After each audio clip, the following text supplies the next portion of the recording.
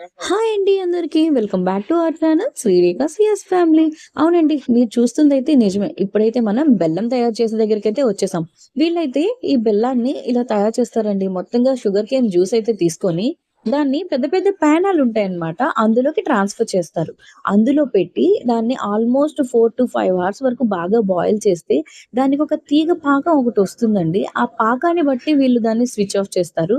అయిపోయిన తర్వాత ఆల్‌మోస్ట్ కొంచెం వరకు చల్లార్చి, మనకి ఏవైతే మౌల్డ్స్ కావాలో చిన్నాట్లకి, పెద్దాట్లకి అలా ట్రాన్స్‌ఫర్ చేసేస్తారనమాట.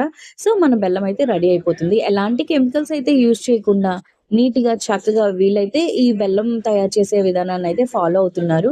మన అనకాపల్లి, యలమంచిలి వెళ్ళే రోడ్‌లో అయితే మనకి ఇలాంటివి చాలా వరకు దర్శనమిస్తాయి. మీరెప్పుడైనా చూడాలి అనుకుంటే ఒక్కసారి వెళ్లి చూడండి. అండ్ ఈవెన్ కాస్త టైం కూడా స్పెండ్ చేయొచ్చు. మనకి వచ్చే అంటే ఈ బెల్లాన్ని తయారు చేస్తున్నప్పుడు వచ్చే పొగ పోవడానికి యూజ్ చేస్తే ఈ గొట్టం అనమాట అండి ఇది.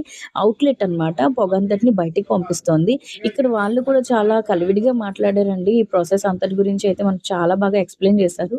అయితే ఈ బెల్లం అంతా తయారయిన తర్వాత సూపర్ మార్కెట్స్‌కి గానీ, షాప్స్ కానీ అలా ట్రాన్స్‌ఫర్ అయిపోతూ ఉంటాయన్నమాట. మీకెలా అనిపించింది? కామెంట్ చేయండి. Thank you for watching.